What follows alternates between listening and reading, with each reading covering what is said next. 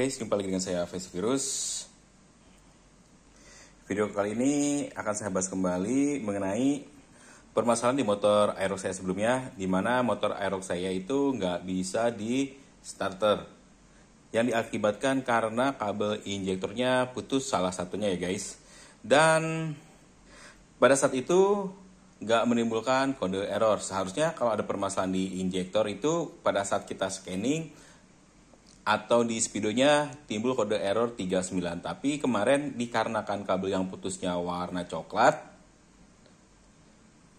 baik dari speedometer atau di scanner Yamaha-nya, dia nggak terlihat ya kode errornya. Tapi kalau yang putusnya kabel orange strip hitam, itu akan kelihatan kode errornya. Dan di video sebelumnya juga udah saya langsung praktekin ya.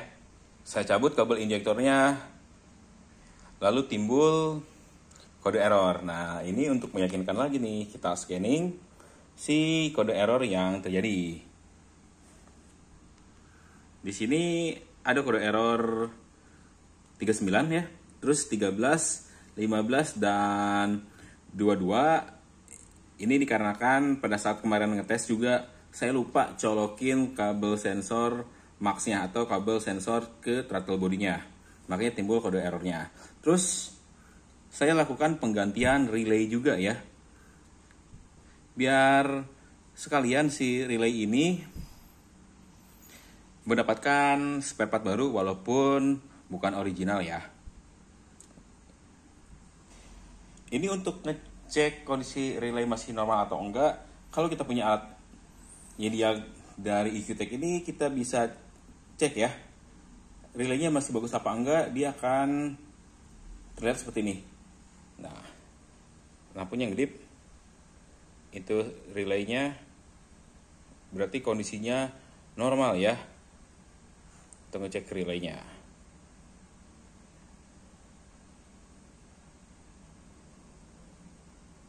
Termasuk kalau kita ngecek injektor juga. Ini kita ngecek injektor, pas saat kita action ini dia akan bunyi ya. Ini saya akan klik action. Kalian dengerin di area sini harusnya ada bunyi ya.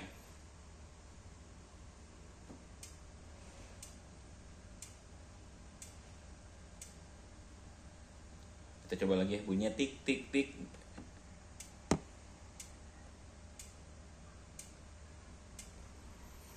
Nah, seperti itu harusnya.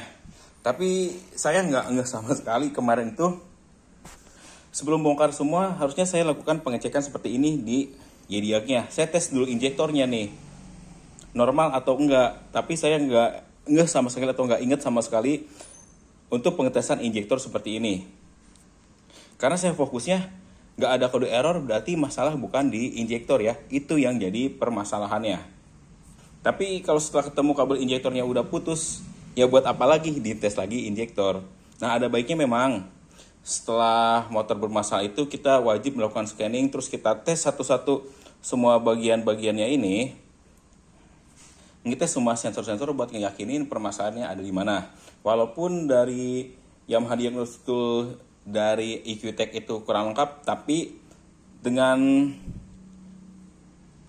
fitur yang ditampilkan seperti ini pun bisa sangat membantu ya. Kalau yang lengkap itu pakai yang MST Pro ya. Harganya itu 6 juta ke atas. Dia bisa ngedetek AFR-nya berapa, terus si sensor-sensornya bekerja dengan normal apa enggak. Di alat itu bisa dicek. Kalau ini kan hanya standar doang, hanya bisa ngehapus setting CO untuk masih motor yang bisa setting CO, dan ngetes beberapa part aja ya. Voltase, terus coilnya bisa dicek, relay, ISC di reset. Nah, kayak gini buat ngecek malfunctionnya. Ini sekali ngecek, khawatirnya ada kode error yang lain. Karena pada saat kemarin lagi bolak-balik nyoba sensor cek AP, itu motor sempat mati ya. Ternyata setelah deteksi nggak ada error yang menjurus ke error 12. Berarti kondisi CKP sepul alhamdulillah masih aman.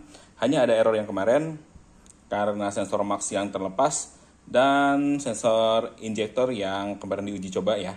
Errornya seperti ini nih. Oke, tinggal kita clear malfunction code-nya. Ada 4 ya. Terus kita action, kosong, kosong lagi, semuanya udah normal. Ini kalau ISC-nya mau di clear juga nggak masalah ya. Tapi kalau saya sih udah nggak ngaruh karena udah pakai ISC manual. Tapi kita action aja, kita reset semuanya jadi nol lagi ya.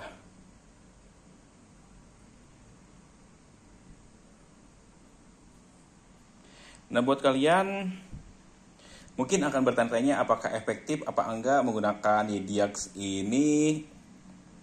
Buat motor-motor yang sekarang saya rasa nggak efektif ya.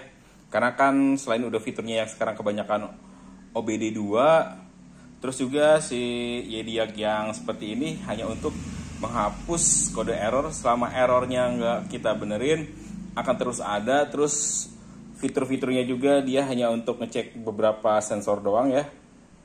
Jadi nggak begitu efektif. Dulu itu saya beli alat ini untuk setting CO motor X-Red ya. Karena kan dulu itu udah bore-upan dan males ngantri di beres. Akhirnya saya beli alat ini ya buat nyeting CO-nya, terus reset ISC dan hapus kode error di Yamaha X-Red saya. Dan untuk motor yang sekarang itu ya percuma ya.